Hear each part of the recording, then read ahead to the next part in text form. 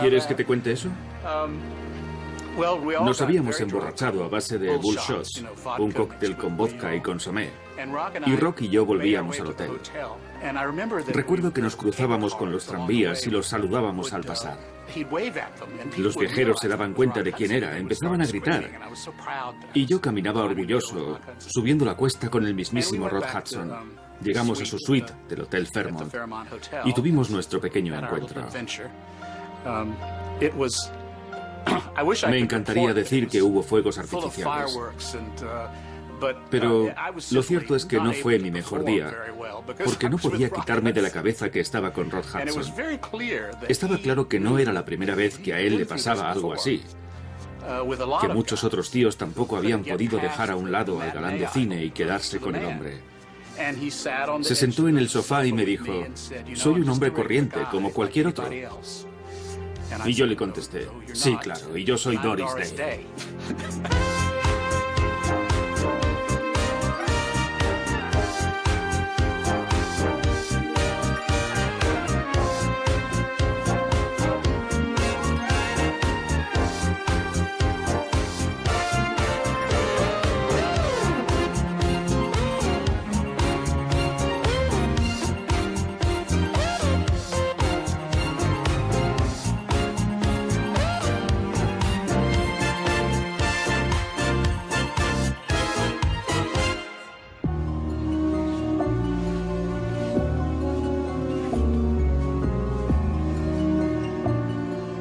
Estos somos Rock y yo, en la fiesta que celebré en su honor, después del Festival de Cine de Deauville. Ya estaba muy delgado, pero nadie sabía por qué. No me acuerdo de qué estábamos hablando, pero sería algo divertido, porque estoy sonriendo. El tiempo pasa sin que te des cuenta. Es algo terrible. Cuando me has dicho que han pasado 25 años, me he quedado de piedra. Para mí es como si fuera ayer.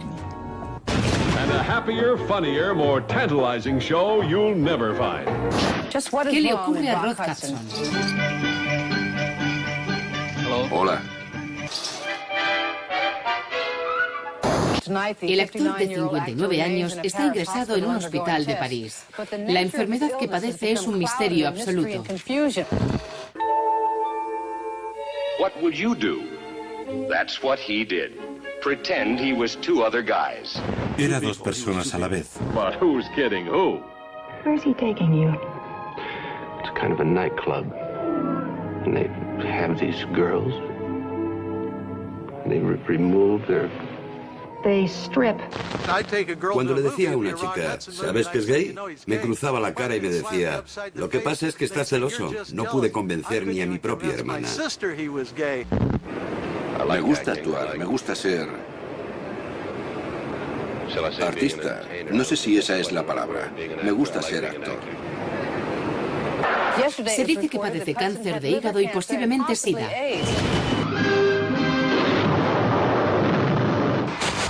El hospital no se ha pronunciado acerca de los rumores que hablan del SIDA.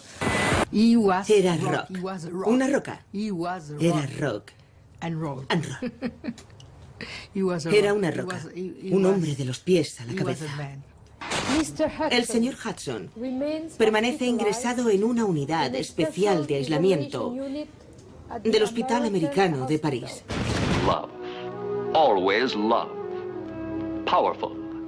Unquestioning. Constant. Para millones de personas, Rod Hudson fue la primera persona con SIDA de la que oyeron hablar.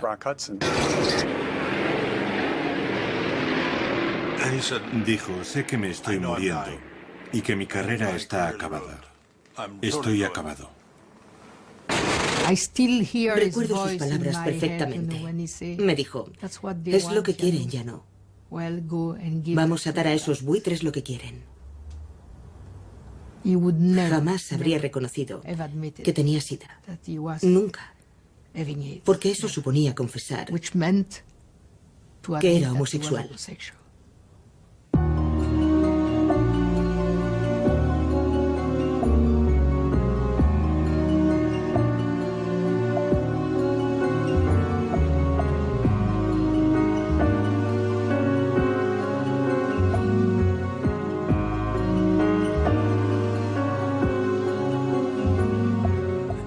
El SIDA fue una enfermedad terrible desde el momento en que apareció.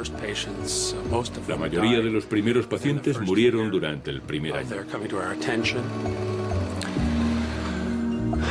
Ver morir a tantos hombres jóvenes que estaban en plena forma a manos de una enfermedad misteriosa de la que aún desconocíamos la causa, verlos sufrir, deteriorarse, adelgazar tanto, con esas fiebres y esos escalofríos, era horrible, espantoso. Cuando empecé a atender a Rock Hudson, ya habían muerto cientos de personas. Y era muy desalentador para mí, un médico joven, verme en esas circunstancias, sin mucho que ofrecer. Lo único que estaba en mi mano era tratar de consolar y dar ánimos a las parejas y a los familiares.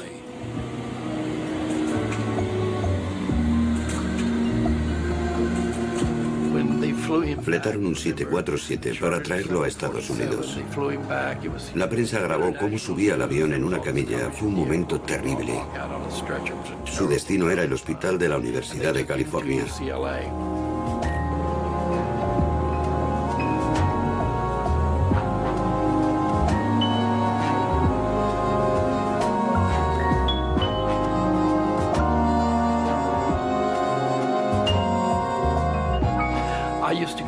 Yo iba a visitarlo casi a diario.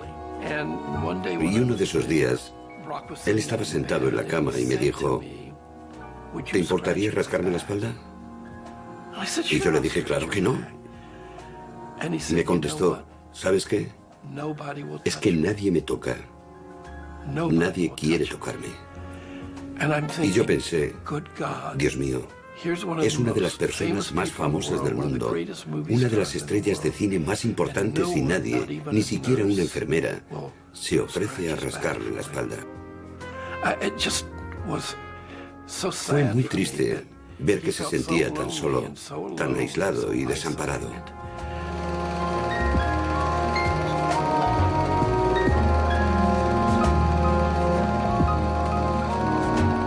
Probablemente una de las peores muestras del estigma que entonces se asociaba a la enfermedad era un cartel colgado en una cuna que decía SIDA, no tocar.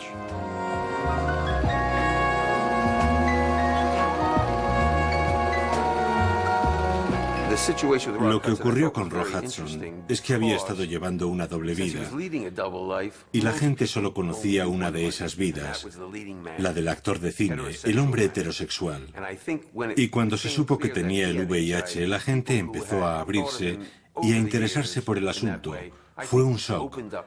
De repente hasta mi suegra empezó a interesarse por el VIH y el SIDA.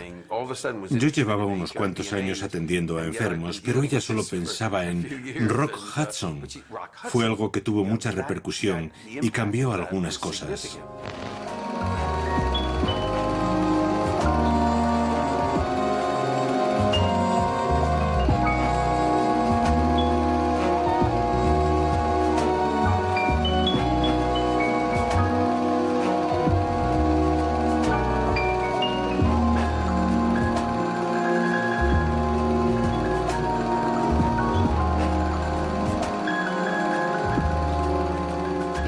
Su carrera empezó con las películas de Douglas Sirk, que eran el vehículo perfecto para él.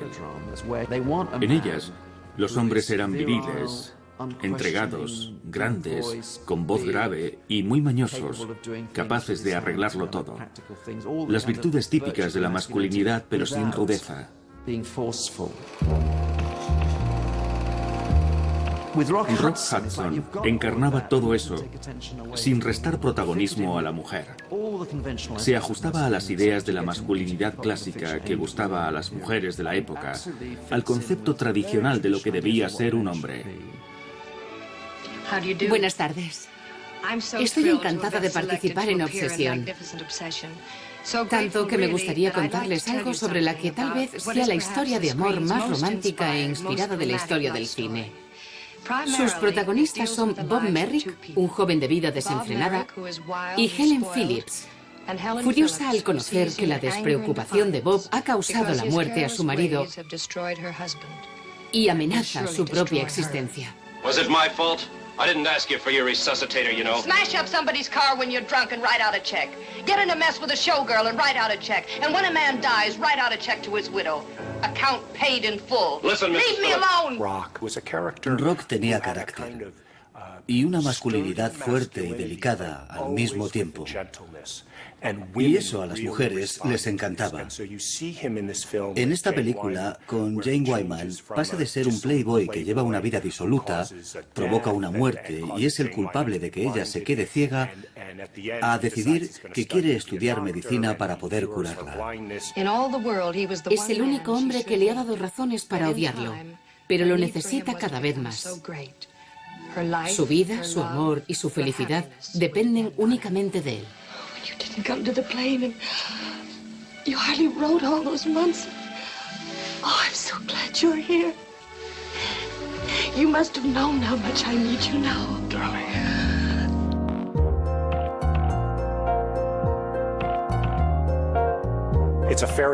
Es un cuento de hadas en el que Rock es el príncipe que tiene que besarla para que despierte. Y a la gente, en especial a las mujeres, les encantaba ese ideal masculino.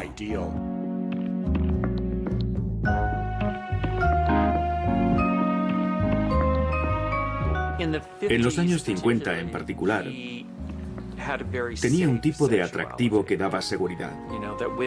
Las mujeres se sentían seguras con él. No tenía ese cariz peligroso que empezaron a tener las estrellas de cine 1 o 2 décadas después. No era una sexualidad con tintes peligrosos como la de Sean Connery o Clint Eastwood o la mayoría de los actores actuales. Era de ese tipo de galanes de los 50, de sexualidad mansa. Creo que fue en la revista Life en la que Rock protagonizó una portada en 1955 que titularon Huele a leche. Y yo me pregunto, ¿qué tipo de cumplido es ese?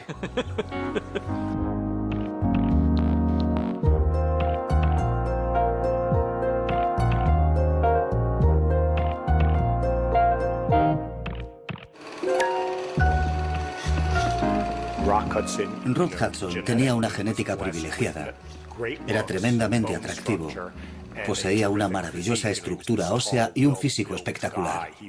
Era alto y daba muy bien en cámara. En los años 50, las actrices solían posar mucho en bañador, a veces con los tacones puestos. Una combinación bastante curiosa, la verdad. Y los hombres aparecían en muchas ocasiones en traje de baño y con el torso desnudo. Y eso ayudó mucho a Rock a ir haciéndose con papeles cada vez más importantes. En aquella época había muchas revistas con fotografías de las estrellas de Hollywood, y las adolescentes y las jóvenes que las compraban empezaron a fijarse en él.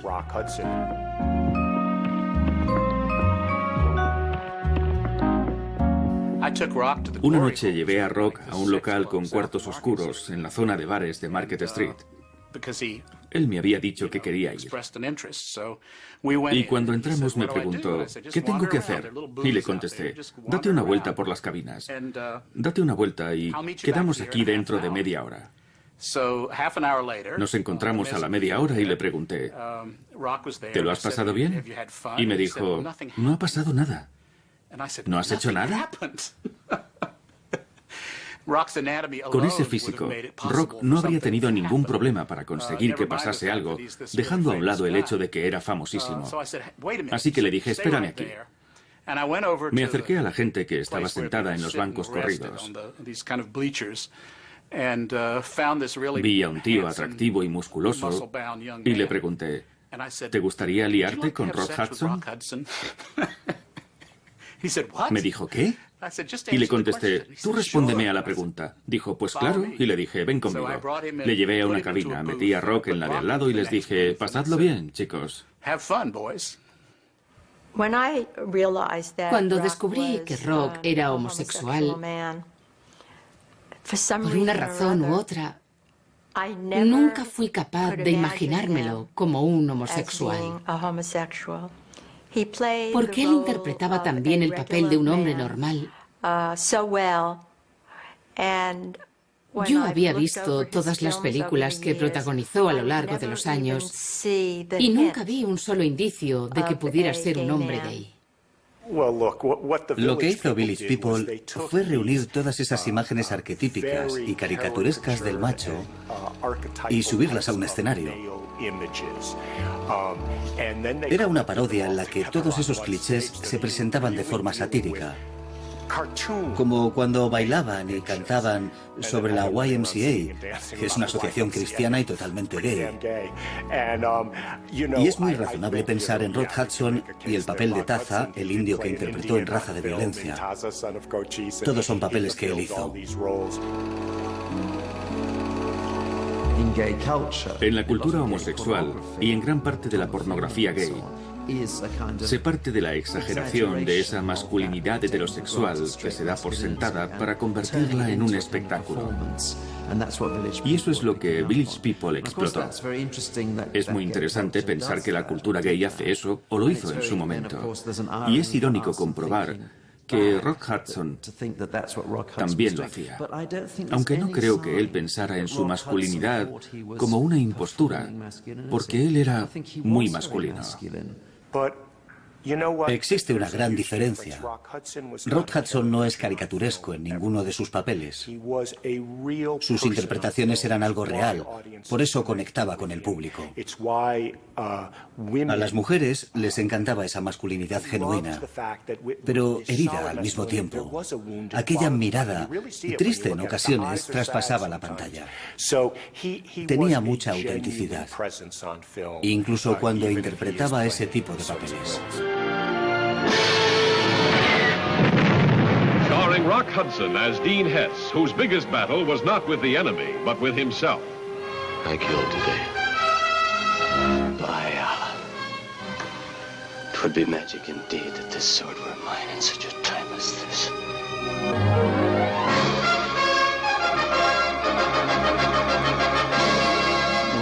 Rod Hudson fue uno de los últimos productos creados por los grandes estudios que preparaban a la perfección a sus estrellas para que encajaran en sus películas.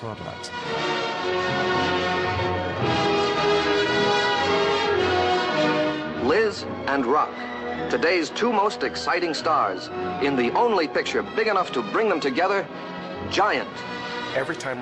Cuando trabajaba con un gran director, siempre lograba una gran interpretación. En Gigante estuvo a las órdenes de George Stevens y recibió su única nominación al Oscar.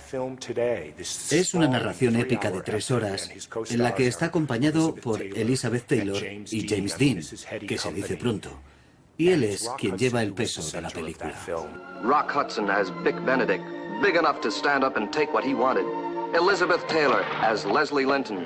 Whether you loved her in the open or hid it inside you, you hungered. That fine mind of yours gets pretty repulsive at times. Rock y Elizabeth se querían mucho. Eran almas gemelas. Now you're going to throw that up to me. Tenían una relación muy estrecha, se adoraban. Elizabeth lo protegió con uñas y dientes. Gran parte de lo que luego ocurrió con el SIDA y el trabajo que ella hizo contra esta enfermedad tuvo mucho que ver con el enorme cariño que ella sentía hacia Rock Hudson. Liz and Rock in the giant love story of them all, told against the tempestuous background of modern Texas.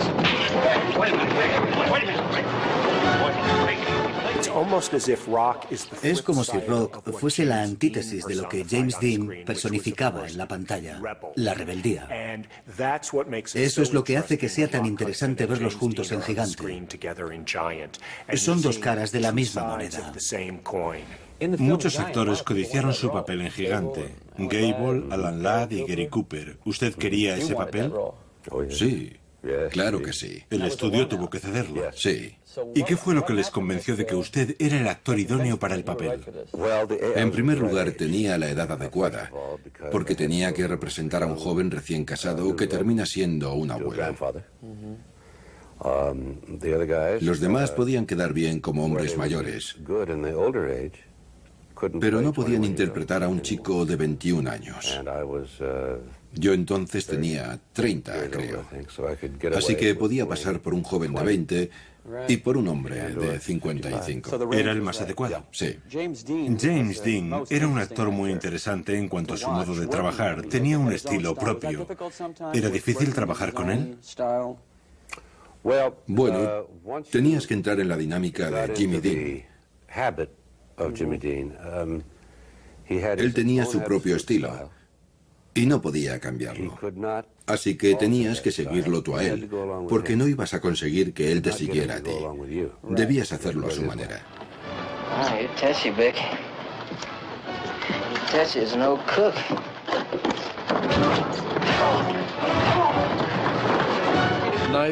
Ni Rock ni Elizabeth tenían nada bueno que decir sobre Jimmy Dean.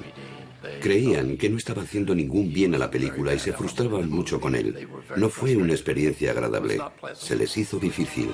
The story of proud people, a cavalcade, a conflict of creeds.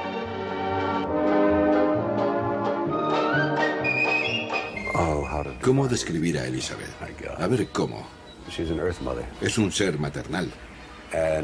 Se preocupa por todo el mundo. Por todo. Se deja la piel por los demás.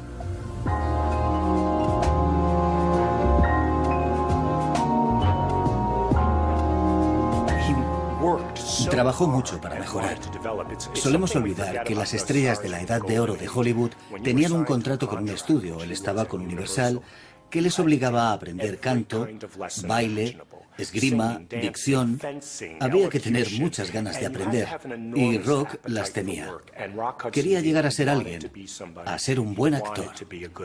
The screen's newest star, Rock Hudson, who questioned his conscience and then fought brother against brother. I think there's something more, someone else. I think it's that Harden woman. Para muchos actores, aquello era como una camisa de fuerza. Pero creo que para Rock Hudson no fue así. Está claro que nunca le iban a dar el papel de un homosexual, pero también es obvio que lo último que uno podía esperar era eso. Si eras actor en los años 50, eso es algo que ni siquiera se te iba a pasar por la cabeza.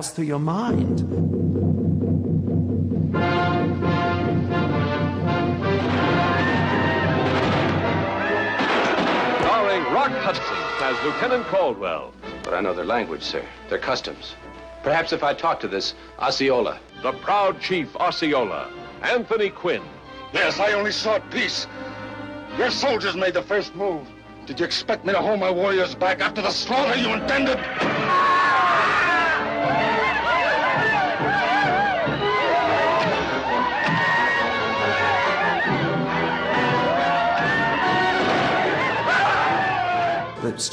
El estudio se aseguró de que no se supiese nada sobre su vida privada. Le dio mucha publicidad, cuidó mucho las campañas de promoción, y él se benefició de esa política en lugar de sentirse constreñido por el sistema. Por estas puertas pasan cada día personas llenas de talento que trabajan en la industria del cine, un sector que emplea a muchos de quienes viven en Hollywood. Aquí se crean miles de historias llenas de imaginación, un mundo nuevo para millones de espectadores. Entrar en el sistema de los estudios, cuando Rock firmó su contrato, era como encontrar un hogar. Creo que cuando dejamos a nuestra madre y a nuestra familia, de forma subconsciente, todos buscamos algún otro tipo de familia. Un grupo de 10 amigos se puede convertir en tu nueva familia. El sistema de los estudios era crear una unidad familiar. Y aunque muchos renegaban de él y se quejaban, en el fondo les encantaba. No sé.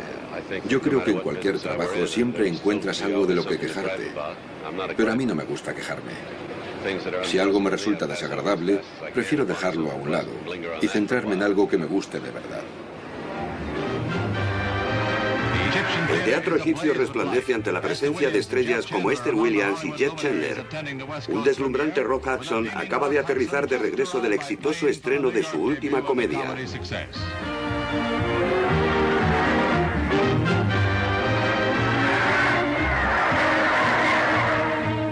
Para completar el fulgurante elenco, la propia Doris Day, la coprotagonista de Confidencias a Medianoche, es la estrella del momento.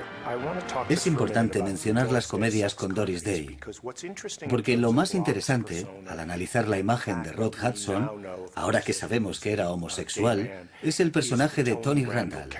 Send me. No flowers. Just send me. And send her they do, in a tantalizing, tingling triple play from Rock Hudson to Doris Day to Tony Randall, in the screen's most delightful romantic comedy, Send Me No Flowers. Los gestos amanerados de Tony Randall en esas películas reafirmaban el concepto que el público tenía de Rock como un hombre de una masculinidad férrea. Era una estructura muy hábil porque de esa forma se conseguía que el público no albergara dudas al ver a Rock en la pantalla.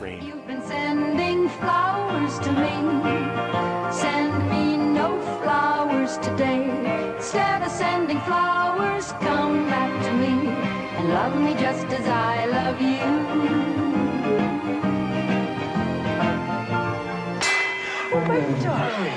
Oh, my darling, are you having another nightmare? Cuando vemos ahora algunas escenas de aquellas películas, hay diálogos a los que reaccionamos de una forma muy distinta.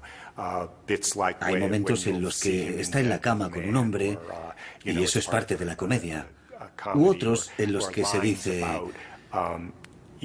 tú nunca has estado enamorado, ¿verdad? En mi opinión, para Rock Hudson no eran chistes ocultos. No estaba pensando en le vamos a colar al público, sino que creo que era una forma de liberar la tensión, una válvula de escape. Porque para él, la cuestión era que nunca podría ser él mismo frente al mundo. Jamás. The most sparkling sexcapade that ever winked at convention. Bedroom problems. At least mine can be solved in one bedroom. You couldn't solve yours in 1,000. Hear Doris Day sing these hit tunes with an assist by Rock. I'm yours tonight, my darling, possess me. I call him Ya-Ya Rolling, Rolling, Ya-Ya Rolling, Rolling. En aquella época se vio obligado a ocultarlo, pero hay que pensar en la carga que eso pudo suponer psicológicamente. Creo que él se comprometió.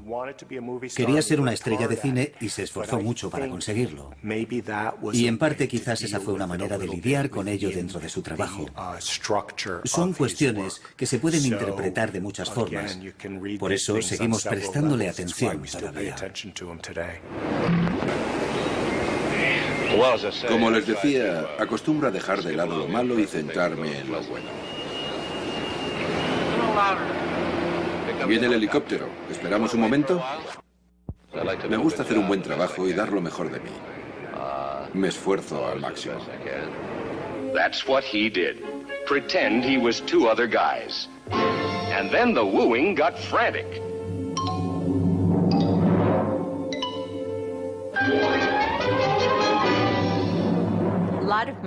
Muchos de mis amigos homosexuales lo han mantenido en secreto durante muchos años. Ocultar algo así tanto tiempo te tiene que afectar.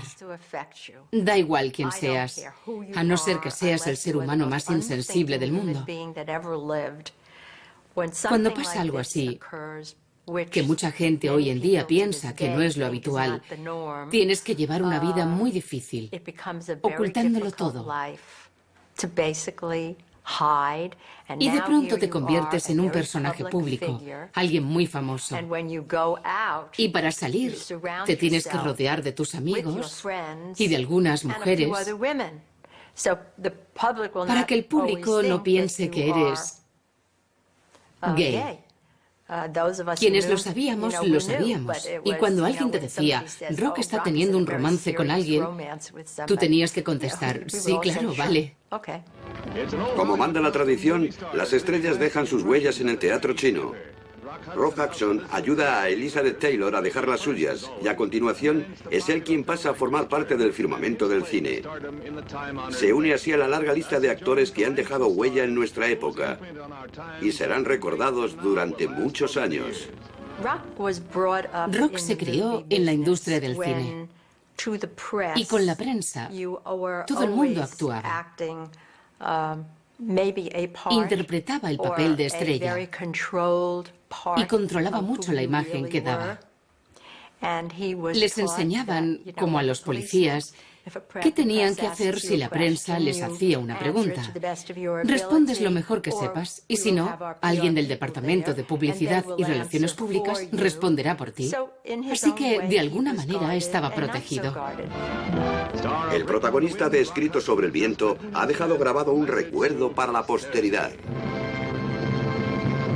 Para mí, Rock Hudson es uno de los pocos actores homosexuales que ha sido capaz de interpretar de forma convincente un papel romántico en el cine. Cuando lo veías en escena nunca pensabas, pero si es gay, ¿cómo va a hacer eso con una mujer? Resultaba creíble.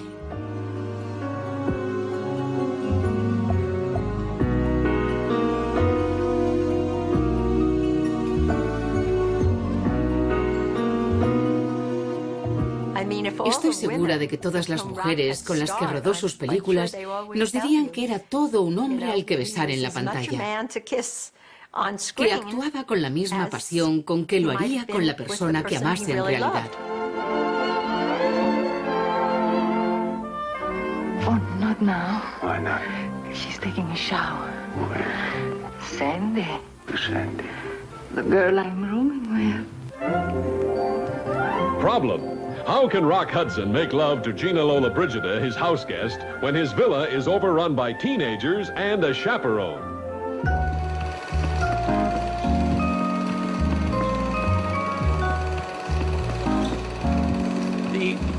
En Hollywood no importaba quién eras en realidad, sino la imagen que proyectabas. Así que si tu imagen era la de un heterosexual, no tenían ningún problema contigo. Les daba lo mismo cuál fuera la verdad.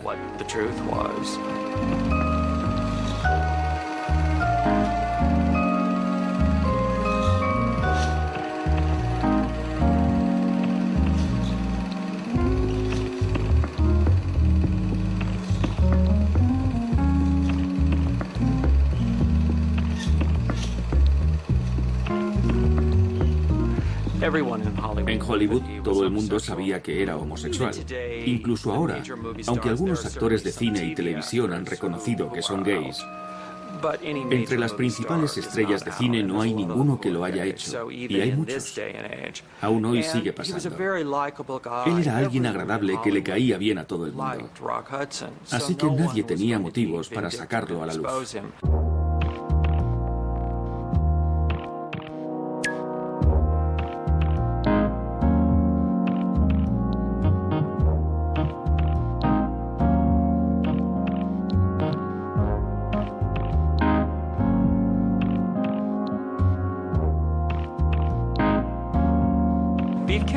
El nombre de las revistas Beefcake, pastel de carne, lo creó Sidney Skolsky, un columnista de Hollywood.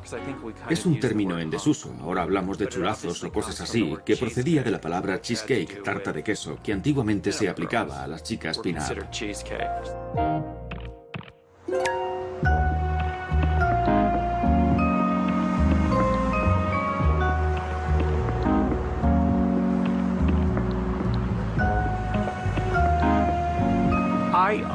Sinceramente pienso que si se hubiera dicho que Rock Hudson era gay, la gente no se lo habría creído.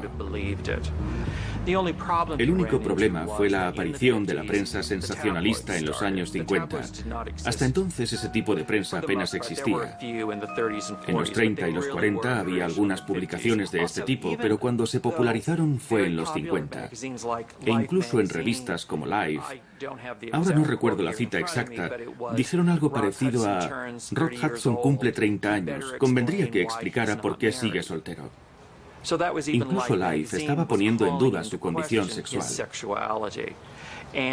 Y si retrocedemos más en el tiempo, en las revistas de cine de los 40 y los 50 siempre se decía: tiene 22 años, ¿cómo es que no se ha casado? Es increíble comprobar el grado de conservadurismo moral que había y el interés que tenían entonces en que la gente se casara. Hollywood se ha puesto sus mejores galas para asistir a los prestigiosos premios de la prensa extranjera. A la velada asistieron Janet Leigh y Tony Curtis, que protagonizan Vacaciones sin novia.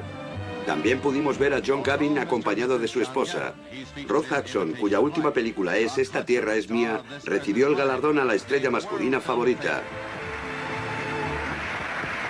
Luella Parsons le hizo entrega del premio.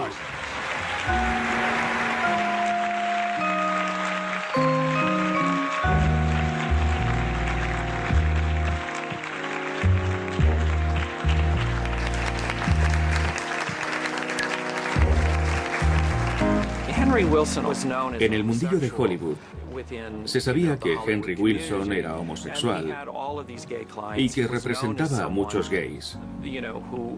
Se decía que solo aceptaba como clientes a hombres atractivos. Lo que contaban tanto Rock como Henry es que Rock Hudson mandó unas fotografías a la agencia de Henry Wilson. No cabe duda de que a Henry le hubieran interesado unas fotografías de alguien como Rock y que le habría llamado para ver si tenía potencial.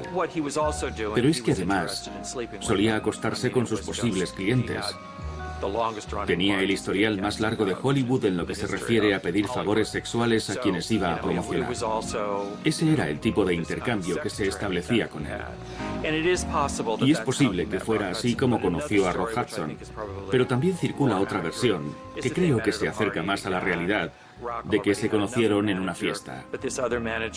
Rock ya tenía un representante no demasiado conocido en Hollywood, así que no dudó en cambiarlo por Henry Wilson, quien lo rebautizó como Rod Hudson. Henry le consiguió un contrato de 6 meses con Universal, que le prorrogaron sin dudarlo, interpretando papeles más y más importantes. Henry fue quien lo preparó. Le dijo cómo actuar, le arregló la dentadura, le explicó cómo vestirse, le enseñó todo. Renovó a Roy Fitzgerald por completo. Entonces era habitual cambiarse el nombre por uno que quedase mejor en las marquesinas de los cines. ¿Qué tenía de malo Roy Fitzgerald? Nada.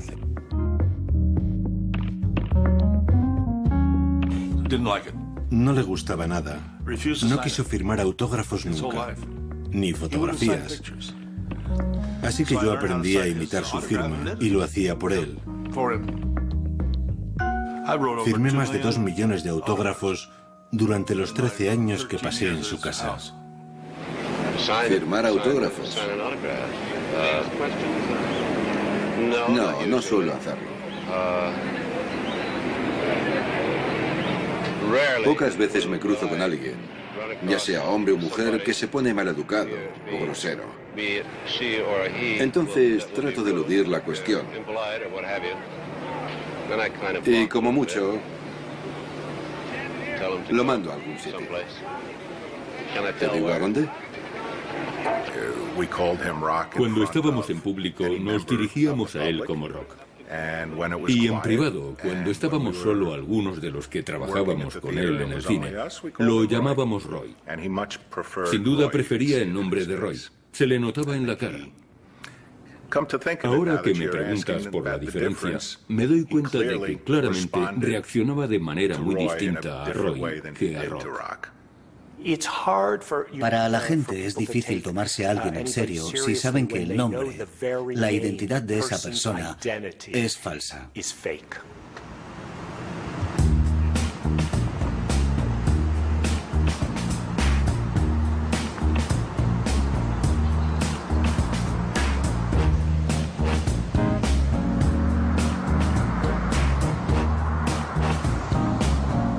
He trabajado para un rey y para un presidente. He prestado mis servicios a Frank Sinatra y Marlon Brando, y a Jerry Lewis, Charles Bronson y Michael Jackson.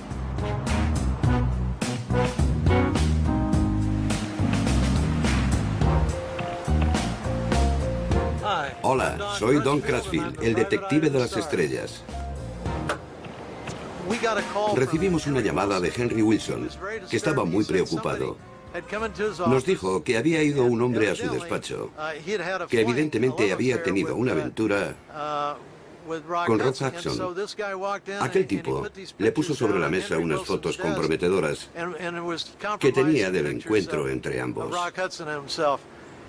Y le dijo, verás, no pretendo extorsionarte. Soy tan buen actor como Rock Hudson y quiero que me conviertas en una estrella como él. Si no accedes, voy a llevar estas fotos a la revista Confidential.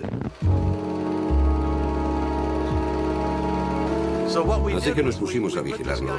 Y un día, cuando salía de casa, Jimmy le dijo, te voy a decir lo que tienes que hacer. Me vas a dar todas las copias de las fotografías. No vas a volver a llamar a Henry Wilson ni a Rock Hudson y te vas a ir de California. Y él preguntó, ¿y qué hay para mí? Entonces, Jimmy le partió la nariz. La sangre salpicó por todas partes y el tío cayó al suelo. Lo agarró del pelo, lo levantó y le golpeó en un costado. Se oyó cómo crujían las costillas y le dijo, ¿qué hay para ti? Pues una buena paliza. El tío dijo, voy a llamar a la policía. Y Jimmy le contestó, ¿serás gilipollas? Yo soy la policía.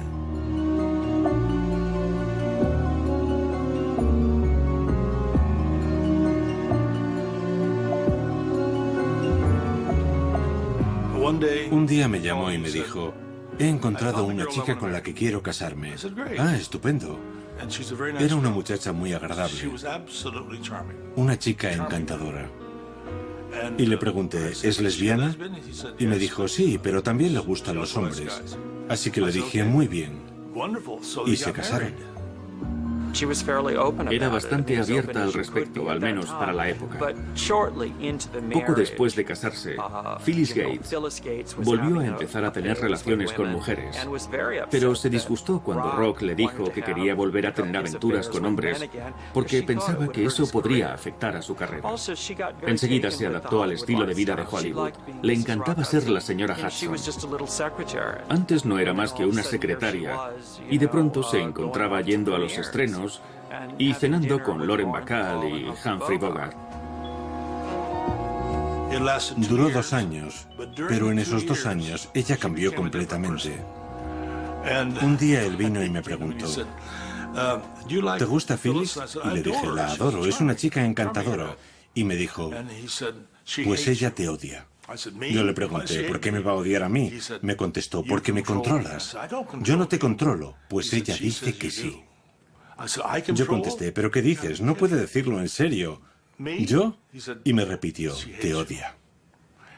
Ella no volvió a hablarme y unos días después él la dejó. Se mudó al Hotel Beverly Hills y me dijo, se acabó.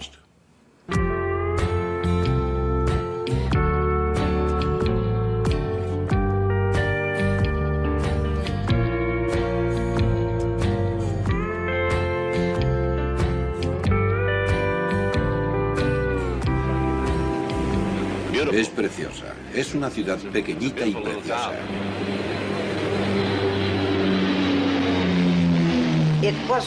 No tuvo una infancia feliz. El señor Fitzgerald no se portó bien con él.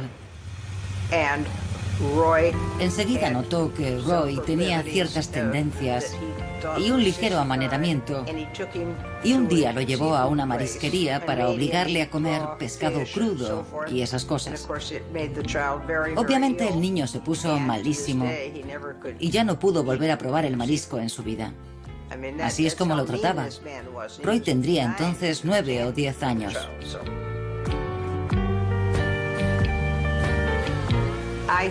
Creo que se esforzó mucho en ser feliz, pero su felicidad siempre quedaba empañada por algo. Era muy tímido, una persona muy solitaria. Sin lugar a dudas, era un ser solitario.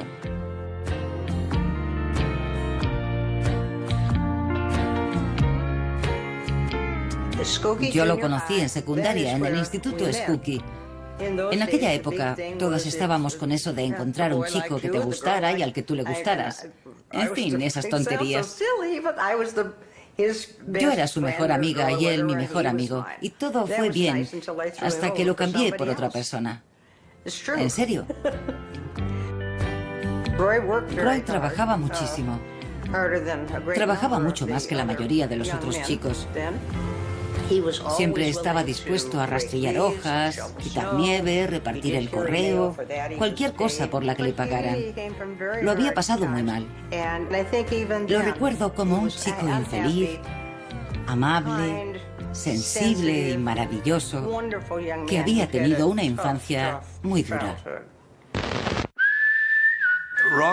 Rock estaba pasando por debajo del puente, que se acababa de construir en 1942. Iba a Filipinas a participar en la Segunda Guerra Mundial como miembro de la Marina. Y cuando estaba pasando por debajo del puente, oyó cantar a Doris Day. Perdonadme. Sentimental Journey. Lo siento, no sé qué me ha pasado.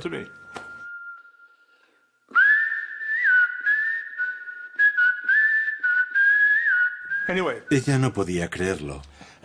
Le dijo, cuando pasabas por debajo del puente de San Francisco, ¿me oíste cantar? Y él le contestó, sí, me fui a la guerra escuchándote cantar Sentimental Journey. Lo siento, no sé por qué me ha dado por llorar. Vaya por Dios, perdonad, lo siento mucho.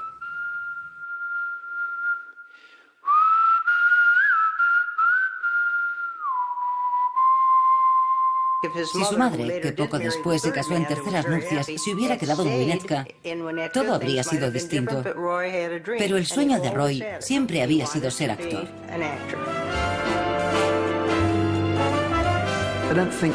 No creo que ningún hombre alto, moreno y guapo hubiera funcionado igual de bien que Rock Hudson. Era capaz de estar relajado delante de una cámara y mostraba una firmeza que sin duda formaba parte de su atractivo.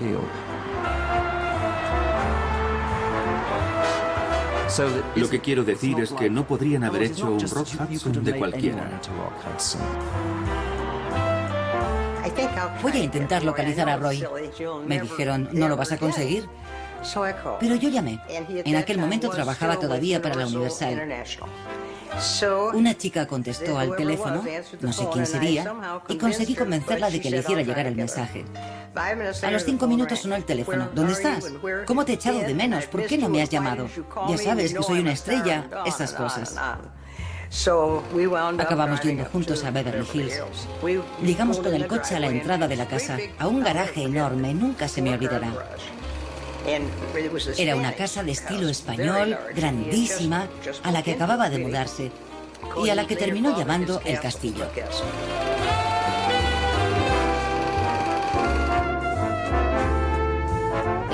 Charlamos, nos abrazamos y pasamos un rato maravilloso.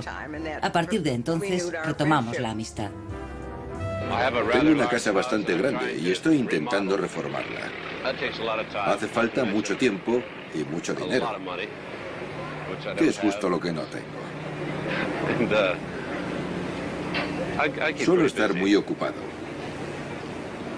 Aparte de eso, me gusta desconectar el teléfono y sentarme a pensar. Estoy seguro de que parece una idiotez. Los estudios Universal compraron esa casa para él.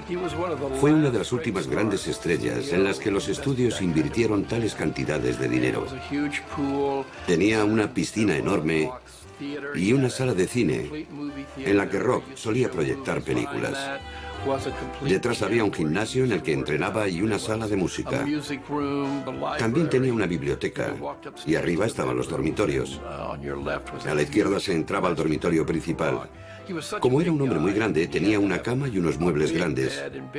Así era más o menos la casa.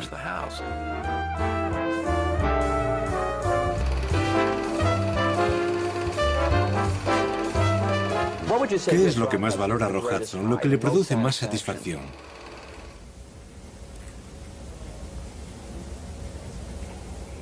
¿Tengo 20 minutos o 2 horas?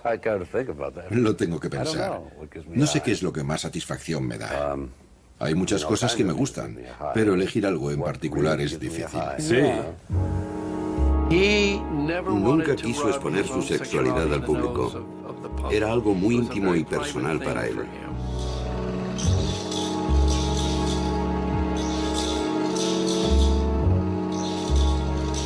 Las fiestas que daba en la piscina eran famosas. Era el mejor sitio en el que dejarse ver. Allí estaban todos los chicos guapos de Los Ángeles y chicos de todas partes de Estados Unidos que estaban intentando hacerse un hueco en el mundo del cine. Muchos eran camareros o cosas así, esperando su gran oportunidad. Y conseguir que Rock Hudson se fijara en ti no era cualquier cosa. Aquellas fiestas en la piscina estaban llenas de chicos fabulosos. También iban sus amigos gays y muchos de los heterosexuales, porque se lo pasaban genial también, eran muy divertidas. Nunca se convirtieron en orgías, nunca pasó algo así. Fue una época estupenda, estuvo genial.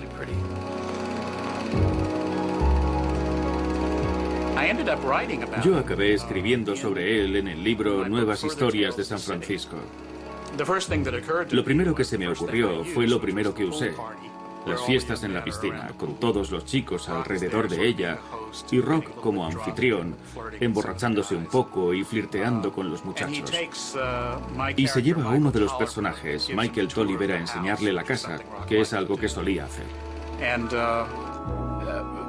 Y acaban jugueteando en el dormitorio. A mí nunca me pasó eso con Rock. Pero lo que sí es autobiográfico es la parte en la que Michael no es capaz de hacerlo porque está abrumado por estar en la cama con una estrella de cine como él. Rock baja y le trae un plato de lasaña de la fiesta y le dice: soy un hombre corriente igual que tú. Y eso fue lo que me pasó a mí cuando tuve un encuentro con él. Mi intención fue describirlo como una persona dulce y compasiva, como alguien que trataba de conectar con la gente de verdad.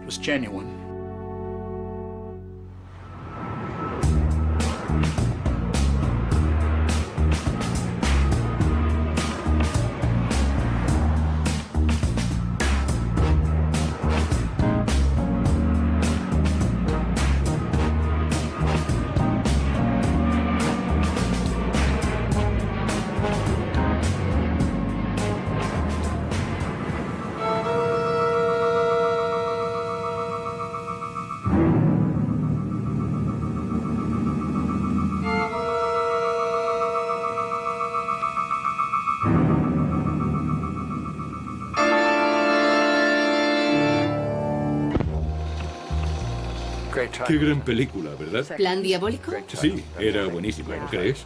Sí, se adelantó a su tiempo. No recibió buenas críticas. Y creo que para Rock fue una gran decepción, porque sabía que era mucho mejor que lo que se estaba diciendo. Rock era perfecto para el papel. Se arriesgaron dándole el papel de la nueva identidad del protagonista. Él era el guapo. ¿Era el guapo?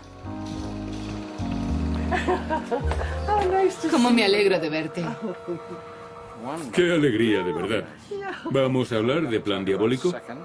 ¿De eso se trata? ¿Y de John Frankenheimer? Es lo que vamos a hacer. Muy bien, vamos dentro. Vamos a recordar la película. Bold. Bizarre. Terrifying. Estaba emocionadísima de estar allí. Y Rock hizo que me sintiera cómoda desde el primer momento. Era tan generoso. Un gran muchacho. Eso fue algo que me impresionó. Yo venía del Lincoln Center, de haber trabajado con personas de la talla de Kazan, con maravillosos actores, y pensaba, ahora estoy en Hollywood, a ver cómo va a ser esto. Porque claro, yo había oído que los actores de Hollywood eran otro mundo, que todo era muy distinto con ellos. Y cuando empecé a trabajar con Rock, enseguida entendí por qué era una estrella. Estaba preparadísimo. Y la fama no se le había subido a la cabeza. Me sorprendió ver lo generoso que era. Si yo proponía algo, él lo incorporaba de inmediato. No lo veía como una amenaza. Esa es la mejor forma de interpretar. Escuchar. Exacto. Y reaccionar de inmediato. En eso consistía. Él trabajaba así. ¿Recuerdas que dijo que era su película favorita? Quería aumentar su prestigio como actor, que se le reconociera como un actor serio, y esa película era una oportunidad para conseguirlo. Y si te fijas en el trabajo que hizo, queda claro que no era un intérprete de serie B. Demostró que era un gran actor. Sí, yo no tenía escenas con él, pero me quedaba a ver muchas en las que yo no salía. Y lo que era evidente es que estaba muy metido en la película y le encantaba. Yo interpretaba al Dr. Innes, el cirujano que transformaba a Randolph para darle otra identidad. Otra vida. Exacto. Rock Hudson, in an astonishing change of pace, stars in Seconds. Nos pasamos 45 minutos expectantes pensando, ¿cuándo va a aparecer? ¿Cómo va a ser el personaje?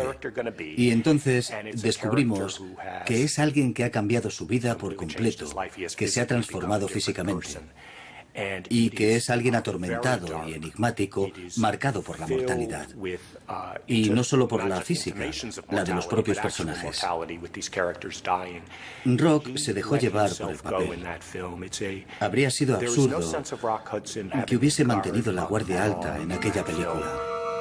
Rock Hudson, as a man who buys for himself a totally new life, a chance to begin again. Every man's dream since time began. A mí no me gustó el guión, y a George tampoco. Pero Rock dijo, me encanta, voy a hacerla. Además era con un director importante, no me acuerdo ahora de quién era. Rock se dejó la vida en aquel trabajo. Cuando nos llevó a la proyección, a ninguno de los dos nos gustó nada. Le dijimos que no tenía que haberla hecho, que no era una buena película para él. Y pronto se dio cuenta él también. Creo que fue al Festival de Cannes o algo así, y no le gustó a nadie. Pero ¿sabes qué pasó? Que se convirtió en un fenómeno en Francia. La estuvieron proyectando durante años. Y él no paraba de repetir, ¿por qué solo nos gusta a los franceses y a mí? Esa es la historia de Plan Diabólico. Es una interpretación visceral, un trabajo magnífico. Creo que el fracaso de la película fue un golpe muy duro para él. Al público le gustaba el Rock Hudson de las comedias ligeras, y esta era una historia oscura sobre la muerte y sobre personas que no están satisfechas con su vida. Y sobre qué estarían dispuestas a hacer para cambiarla. Es un tema universal. Rock Hudson as a second, freed from all responsibilities, now ready to taste new pleasures. Le dije, John, no puedo hacer esto. ¿Cómo que no? Tenemos 50 toneladas de uvas que hemos traído desde Texas. ¿Cómo que no puedes? Es $1 millón. Y yo pensaba, Dios mío, ¿pero qué tengo que hacer? No quiero. ¿Dónde está la escena? Yo me los imaginaba pisando las uvas en plan... Pisar las uvas. Pisar las uvas. Y pensaba, ¿qué voy a hacer cuando me meta ahí desnuda? ¿Ponerme a pisar las uvas?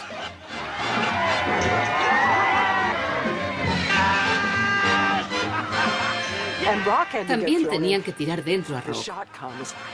Cuando empezamos a grabar, me metí ahí y me puse a lanzar las uvas por los aires. Había uvas por todas partes. Vamos, que no nos limitamos a pisarlas. Y entonces metieron a Rock de cabeza. Se quedó sepultado por las uvas y entonces yo lo saqué de ahí y lo abracé con fuerza. Nos quedamos abrazados. Estábamos histéricos. Fue divertidísimo. Teníamos uvas por todas partes. Y claro, la escena funcionó. Después John me dijo, has salvado la escena. Yo no tenía ni idea de cómo manejarla. Estaba intentando que no se me notara. Fue divertidísimo. Y maravilloso, claro. Una locura perfecta para aquel momento. As soon as these people leave, I'm going to attack you. I want you to know that. Al día siguiente teníamos una escena en la playa. Y entonces fue cuando me enamoré de él. Nos habíamos estado abrazando y él me sostenía con tanto cariño. Sabía perfectamente cuánto me estaba costando aquel papel. Aquella escena fue maravillosa. Nos encontrábamos en la playa por la mañana entre la niebla. Estábamos sentados juntos, abrazados, uno al lado del otro. Y fue en ese momento cuando me cautivó por completo. Supe que tenía un alma maravillosa y que estaba preocupándose de que no me resultara violento y de que todo saliera bien. A chance to begin again. Every man's dream since time began. Se comportaba con total normalidad. Era como cualquiera de nosotros. No se daba importancia, ni era especialmente engreído. Era un hombre de verdad. Pero se notaba que había algo más. Se notaba que había algo en su vida que era muy distinto a lo que en apariencia podías ver. Y creo que era algo con lo que tuvo que lidiar siempre. Tenía amigos que conocían la verdad y que sabían que estaba llevando una doble vida. Rock Hudson, as a man who lives the nightmare of being a second. Hubo momentos muy difíciles. Había una escena en la que se tenía que emborrachar y no conseguía que saliera bien. Le dio un ataque de nervios y John estaba muy preocupado, temiendo que no fuese capaz de hacerla. Se emborrachó y no podía parar de llorar. Se encontraba fatal. Y todos nos asustamos porque no entendíamos bien qué pasaba. Al final se recuperó y seguimos adelante. Cuando terminamos, nos dijeron que teníamos que volver a grabar esa escena porque no había nada aprovechable. Así que la rodamos al día siguiente. Está claro que a Rock le pasó algo aquel día. Algo le ocurrió. Algo abrió la espita. Y él se rompió. Fue asombroso. Todos pudimos vislumbrar aquello que se decía sobre él, pero que yo nunca me acababa de creer, que era gay. A mí no me lo parecía. No había nada en él que te hiciese pensar eso. They're like you. Reborn. Le tuvo que resultar muy difícil, porque al fin y al cabo estaba viviendo una mentira. Y eso es algo que siempre se nos acaba escapando de las manos. Pero así era.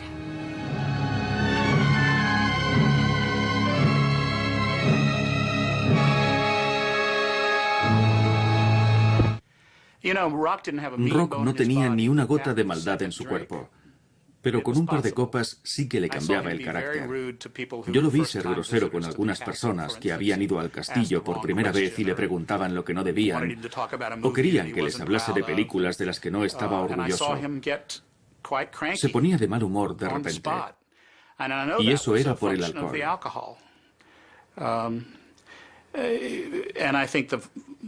Era su forma de lidiar con la tensión de no poder salir del armario. La única forma de soportar el dolor y el malestar, de llevar años teniendo que dar otra imagen al mundo.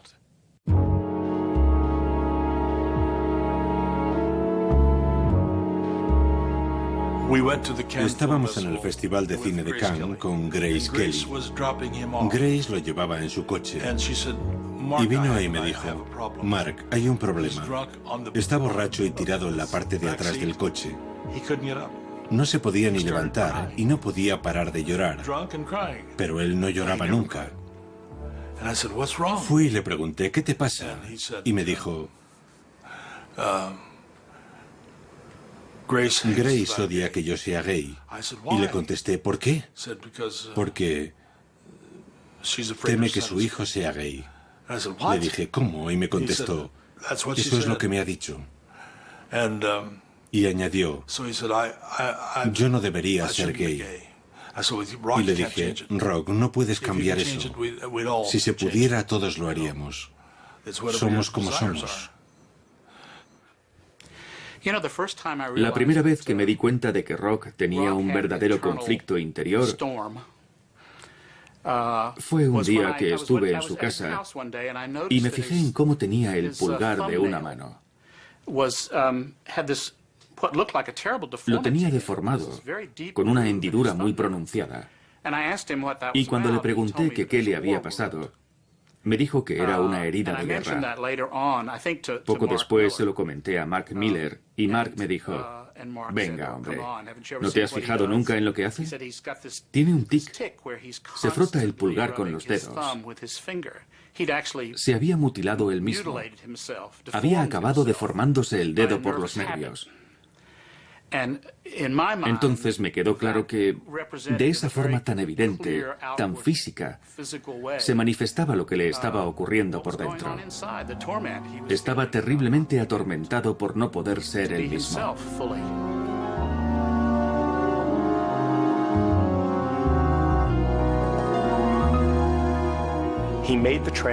Fue capaz de triunfar en la pequeña pantalla, cosa que muchos actores de cine no consiguieron. Hubo grandes actores como Henry Fonda y Jimmy Stewart, cuyas series de televisión no tuvieron éxito. A la gente le gustaba ver a Rock Hudson desde el sofá. Y creo que con Macmillan y esposa, Rock llegó al público masculino por primera vez. A los hombres les gustaba el comisario Macmillan.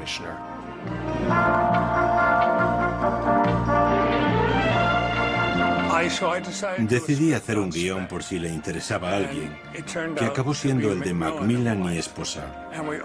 Llegamos al acuerdo de hacer un único episodio para la televisión, sin comprometernos a que fuera algo continuado, que era lo que Rock quería evitar. Empezamos con el piloto, y resultó que lo estábamos disfrutando tanto y todo salía tan bien que dijimos: bueno, si al final quieren una serie, podríamos hacerla. Fue como un acuerdo mutuo. Y le estoy muy agradecido a Rock, porque fue él quien nos guió. Se lo estaba pasando bien.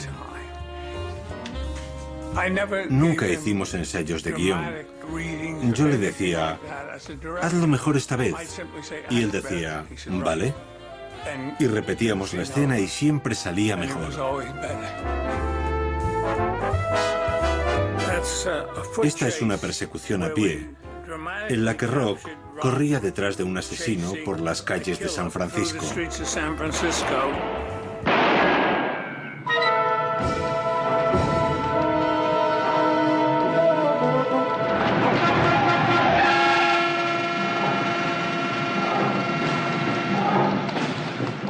Durante la persecución, roban unas bicicletas.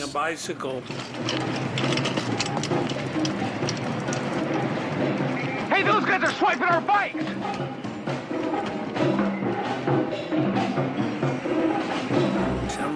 El pedaleo de Rock era vertiginoso, pedaleaba como un descosido. Esa fotografía es de la primera vez que se subió. Se cayó y se moría de risa. Fue una persecución trepidante y muy emocionante.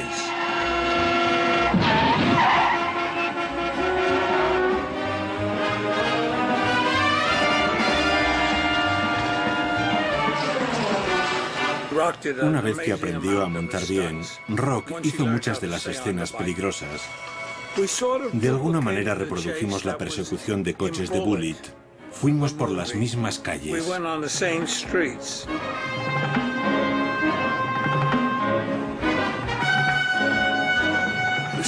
Si algo se torcía durante el rodaje de Macmillan, lo normal habría sido que surgiesen tensiones. Rock reaccionaba más bien riéndose que enfadándose, como aquí. Le divertían los aspectos absurdos de la vida. Creo que esa fue la clave de que nos entendiéramos tan bien en tan poco tiempo. Y le fascinaban cosas que en principio resultaban paradójicas, teniendo en cuenta la imagen que teníamos de él. Por ejemplo, aprendió a hacer punto. Le enseñó Rosie Greer en el camerino. De hecho, Nancy Walker y John Shuck también aprendieron. Y a Rock se le daba muy bien. Se ponían todos a tejer a la hora de comer. Enseguida supimos que nos iban a regalar por Navidad. Soy el comisario Macmillan. ¿Dónde está el teniente? Debía estar aquí hace ya una hora. Mi esposa me está esperando y eso es como hacer esperar a mi administradora. Si no me ando con cuidado, ambas me van a dejar y entonces me quedaré sin serie. Que ya viene. Muy bien, que pase. Le comenté que al día siguiente iba a empezar la publicación por entregas de mis Historias de San Francisco en el Chronicle. El primer episodio iba a aparecer en la edición de la mañana. Y cuando volvíamos todos a la habitación de Rock en el Hotel Fairmont, después de cenar, se paró en el mostrador y pidió la edición matutina del periódico. Para mi sorpresa, se puso a leer el primer capítulo de Historias de San Francisco en alto delante de todo el grupo. Y fue maravilloso, porque en el primer capítulo se habla de Rock Hudson. Él es el protagonista de Macmillan y esposa. Y Marianne Singleton, que acaba de llegar a la ciudad, habla con su madre, que le cuenta que ha estado viendo a Rod Hudson por la televisión. Y ahí estaba Rod Hudson leyéndoles una historia sobre sí mismo a todos mis amigos. Fue un momento precioso. Lo mejor que podría haber hecho, y fue recompensado por ello a la noche siguiente. ¿Queréis que os lo cuente? Claro. Mi amistad con Rock se desarrolló entre el 76 y el 80, más o menos.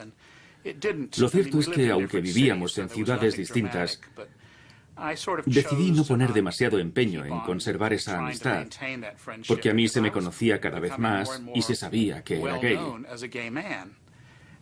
Y eso implicaba, en cierto modo, tener que ser invisible en el círculo de Rock.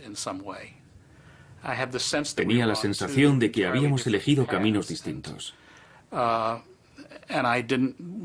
Y yo no quería sentirme un ciudadano de segunda en el entorno en el que él se movía. Yo valoraba demasiado mi propia vida como para consentir algo así. ¿Rock Hudson? Rona, ¿cómo estás? Encantada de verte. Lo mismo digo. Estás estupendo. Me siento genial. Bien. Acababa de empezar un programa, Television Inside and Out, para la NBC. Y cuando pregunté si Rock podría venir, justo después de haber salido del hospital, me dijeron sin dudar que vendría. Él concedía muy pocas entrevistas para la televisión. Muy pocas. Estuvimos hablando de que había estado al borde de la muerte y de que sabía que había muchas posibilidades de que no viviera mucho más. Y dijo algo como, miré por la ventana de la habitación del hospital y vi lo maravilloso y fantástico que era todo fuera. Y me dije, tengo que vivir. Tengo clarísimo que voy a vivir. Y aquí estoy. Y recuerdo que yo me acerqué a él y le agarré la mano. Me emocioné con él, le cogí la mano y se la besé. Estoy tan contenta de verte. De parte de mi madre, mi hermana, de mí misma y de millones de fans. Muchas gracias por venir a nuestro programa. Gracias por invitarme. Siempre que necesitaba algo, lo tenía. O bien de parte de Rock o de sus ayudantes. Siempre obtenía la respuesta que pedía. Bueno, la que pedía no, la que correspondiera. Y creo que Rock apreciaba mucho ese tipo de integridad.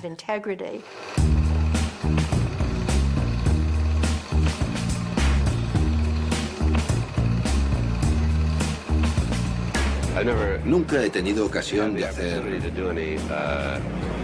teatro, así que no he podido experimentar la conexión directa con el público. Se mudaron a un apartamento en el Upper West Side, en la avenida Central Park West. Crearon un círculo social con la gente del teatro. Les encantaba relacionarse con ellos e ir a sus fiestas. Sí, creo que sí. Se sentía más cómodo aquí en muchos sentidos. No tenía que fingir tanto ser otra persona. Con la gente del teatro podía hacer el mismo. Sin estar rodeado de cámaras todo el rato. Sí, podía disfrutar más del anonimato. Creo que durante su estancia en Nueva York liberó mucha presión. Además, en el mundo del teatro había muchos gays que no ocultaban su condición. Eso sigue siendo así hoy en día. Pero entonces no era fácil salir del armario, ya fueras hombre o mujer. Y el teatro era una especie de refugio. Él se sentía muy cómodo allí, sin tanta exposición pública. Y muy cómodo con ser quien era. Cuando fui a ver a Rock, estaba temblando, porque yo era muy joven, y él era uno de los actores más famosos del mundo. Estaba sentado en una butaca.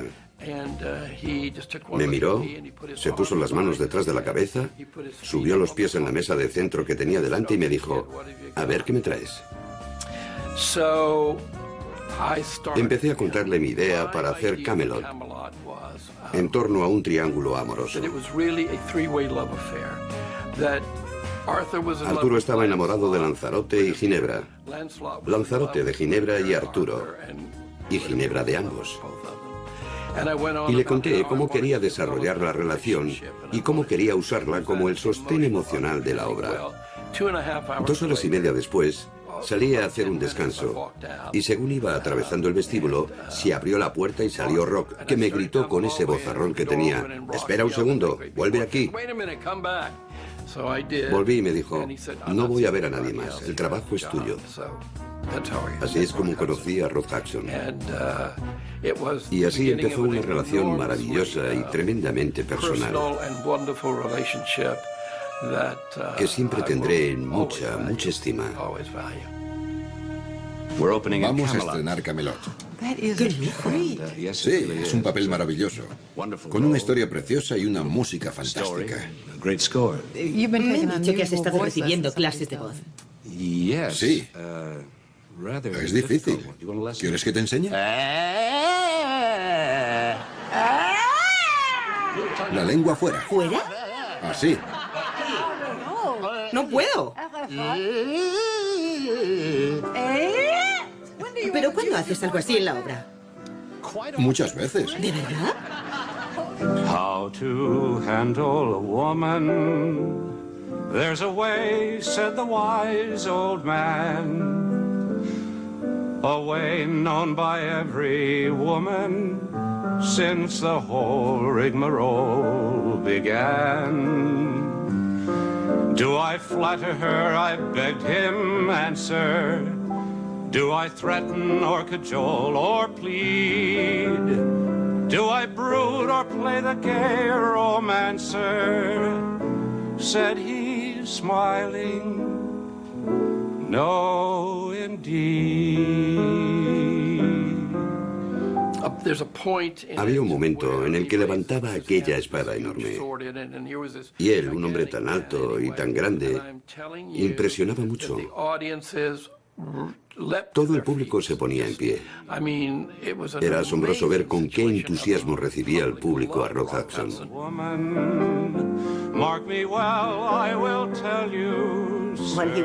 Cuando estaba actuando en Chicago recibió muy buenas críticas.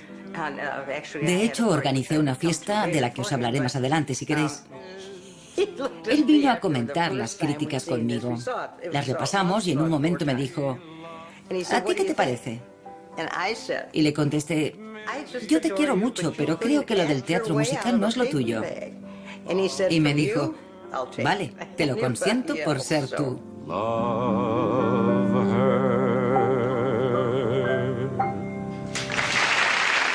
Mixed with lethal traces of poison, there's no business like show business. Coffee! It's Marina. poison! Somebody's trying to kill me, aren't they? Aren't they? I know The mirror cracked. We'll be together always. Till death do us part. Why'd you say that? Cuando ya había cumplido los 40, le gustaban los treintañeros. Rechazaba a cualquier veinteañero que quisiera ligar con él y le decía, eres demasiado joven, vuelve cuando tengas más kilómetros. Le gustaban los hombres viriles, de aspecto masculino, el típico chico americano. Por eso no me sorprendió nada que acabase con Mark Christian. Mark era justo su tipo.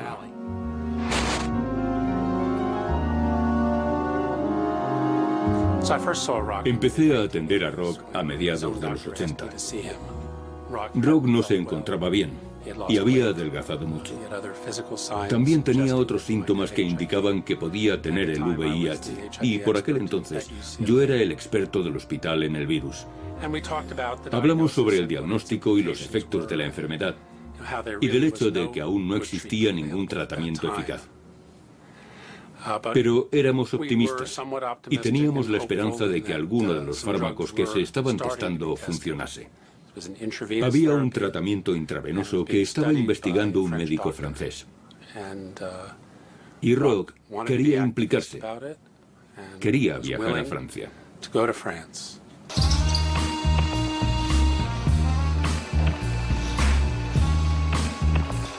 Lo conocí en una fiesta.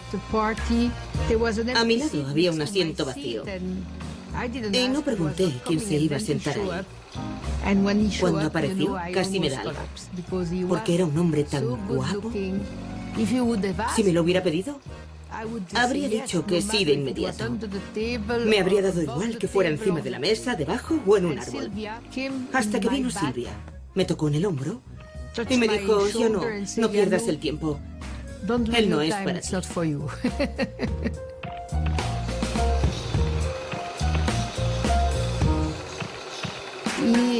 Él había aceptado una invitación para acudir al Festival de Cine estadounidense de Deauville y me preguntó que si podía acompañarlo y ayudarlo. Eso fue un año antes de que pasara. Cuando llegó a Deauville, nadie sabía nada. Solo él y otras 3 personas sabían que tenía SIDA.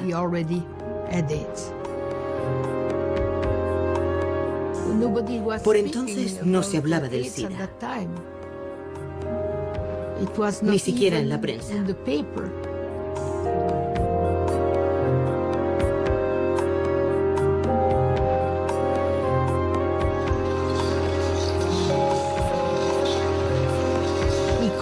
La noche del domingo se desmayó en el Ritz.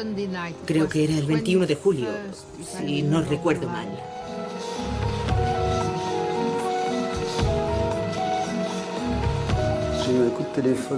Recibí una llamada del director del Hotel Ritz y fui para allá enseguida. Cuando llegué a la habitación vi que era una suite impresionante, con un ambiente adecuado a la situación, con las cortinas cerradas y a media luz. El señor Hudson estaba tumbado en la cama, en la penumbra. Si no me hubieran avisado de quién era, probablemente no lo habría reconocido, porque estaba muy delgado y con aspecto cansado. Enseguida comprendí que requería un examen minucioso, porque el problema que tenía parecía muy grave. Cuando se lo propuse, él se negó. Se negó categóricamente y me costó mucho trabajo convencerlo. Un par de días después, ante la confusión y el alboroto que se formó, su entorno decidió hacer público que padecía SIDA y se supo que era homosexual. Me pidieron que subiera a ver a mi amigo Rod Hudson para que diera su aprobación al comunicado de prensa. Es una de las peores cosas que me ha tocado hacer en la vida. Porque sé que si él hubiera tenido fuerzas para evitar decirle al mundo que tenía SIDA, lo habría impedido. El señor Rod Hudson padece el síndrome de inmunodeficiencia adquirida, que le fue diagnosticado hace más de un año en los Estados Unidos. Vino a París a consultar a un especialista en esta enfermedad.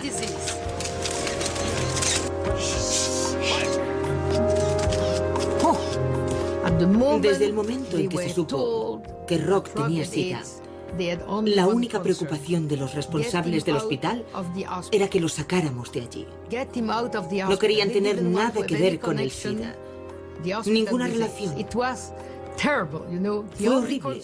Lo único que les preocupaba era que saliera de allí lo antes posible.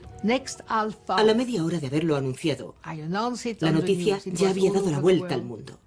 La unidad de maternidad se quedó vacía en menos de media hora. Todas las embarazadas y las mujeres que estaban intentando quedarse embarazadas, todas se fueron.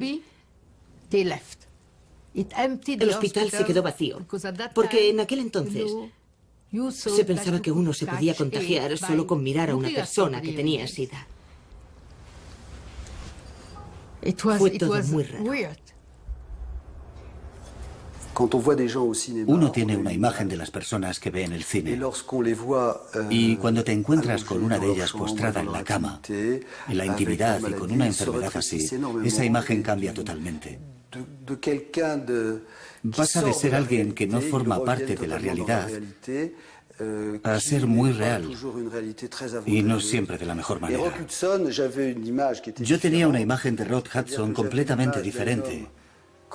Un hombre grande, de complexión atlética, alegre y radiante. Y me encontré con un ser al límite de sus fuerzas, muy enfermo, gravemente enfermo.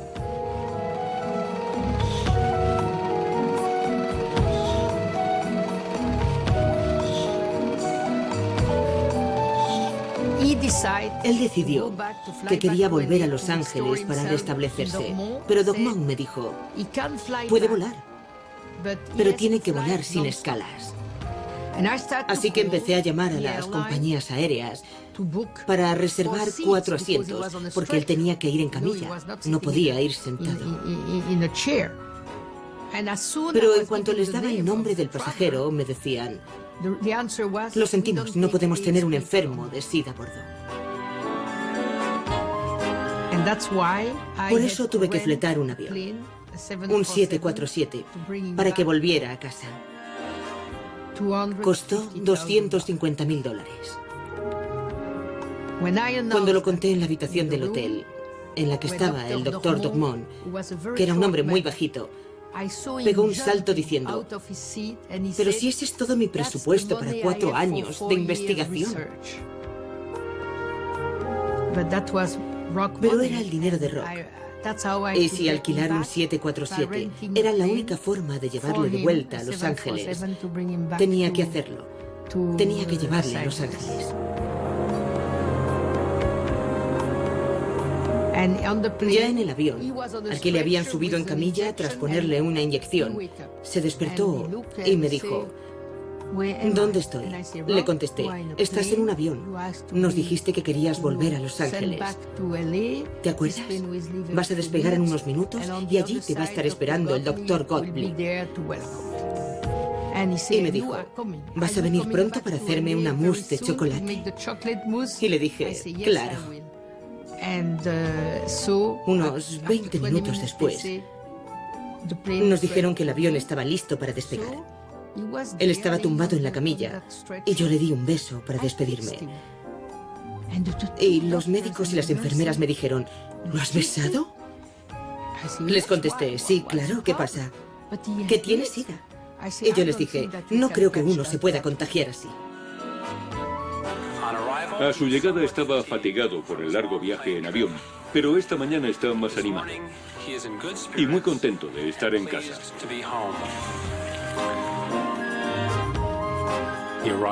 Llegó al hospital de la Universidad de California en el helicóptero en el que lo recogieron del aeropuerto de Los Ángeles.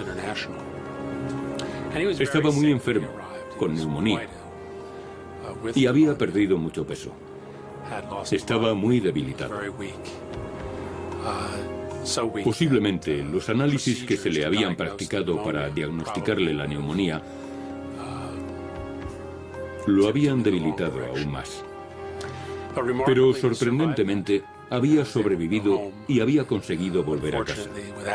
Por desgracia, sin un tratamiento antivírico eficaz, no había mucho que pudiéramos hacer. Lo único que pudimos ofrecerle en aquel momento fueron cuidados paliativos para que se sintiera lo mejor posible.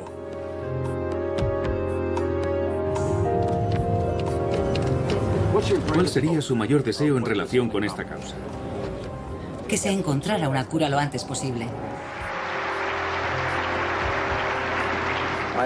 No me gusta estar enfermo. No me gusta tener SIDA. Pero si eso puede ayudar a otros, al menos puedo saber que mi desgracia ha tenido algo positivo.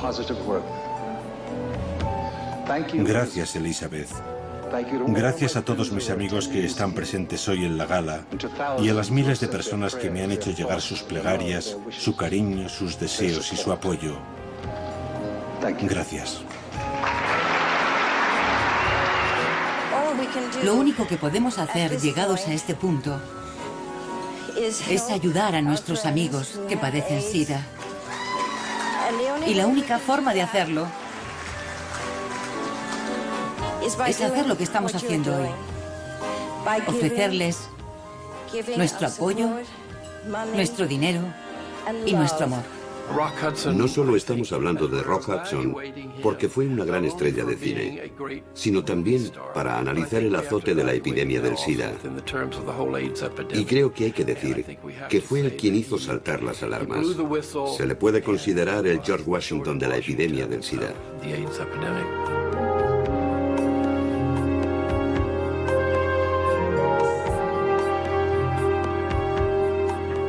En primer lugar, sé que llego tarde y les pido disculpas.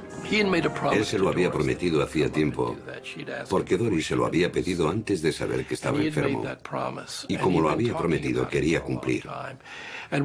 Todos intentamos disuadirle porque no había hecho ninguna aparición pública desde que salió del hospital y la gente no sabía qué aspecto tenía. Pero era un hombre de palabra. Y además no tenía la cabeza muy clara porque estaba tomando muchas medicinas. Incluso estuvimos al pie de la limusina diciéndole, por favor, no vayas. Doris lo va a entender. Podemos llamarla y explicárselo. No, se lo he prometido y voy a ir. Cuando tomaba una decisión no había nada que hacer.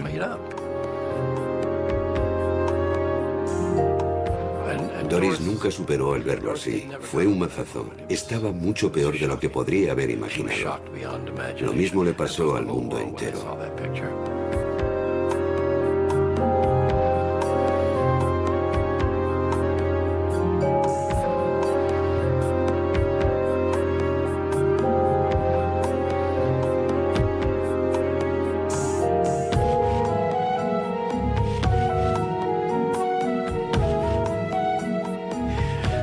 El día en que murió Rock Hudson fue al mismo tiempo el más espantoso y el más cómico de mi vida.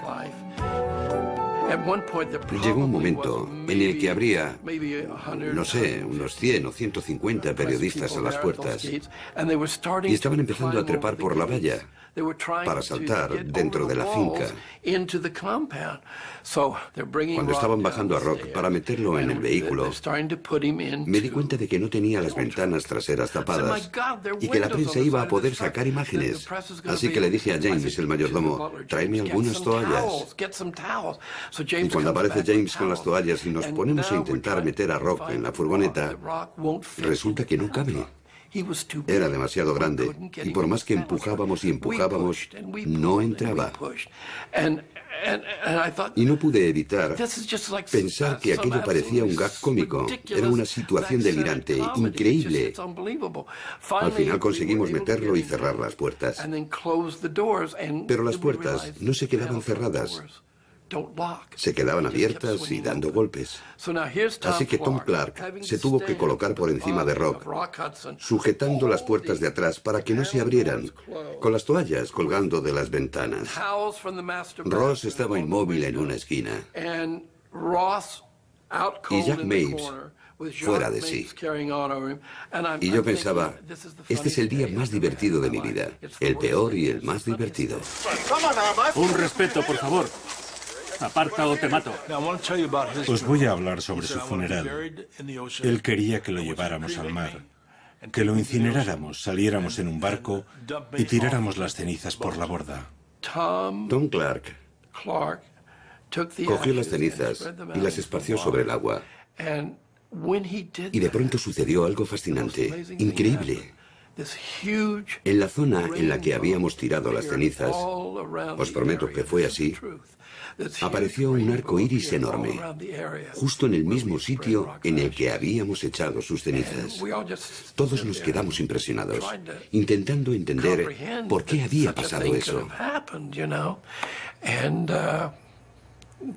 Así fue como las cenizas de Rock cayeron al agua, rodeadas de un arco iris gigante, y por fin pudo descansar en paz.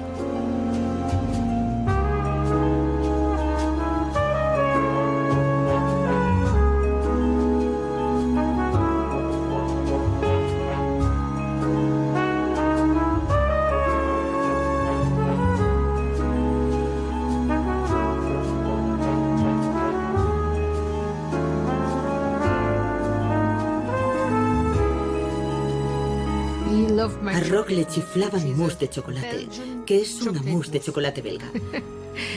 Así que le preparé una copa enorme. Una copa 3 veces más grande que las que tenían los demás invitados. Sí, le encantaba mi mousse.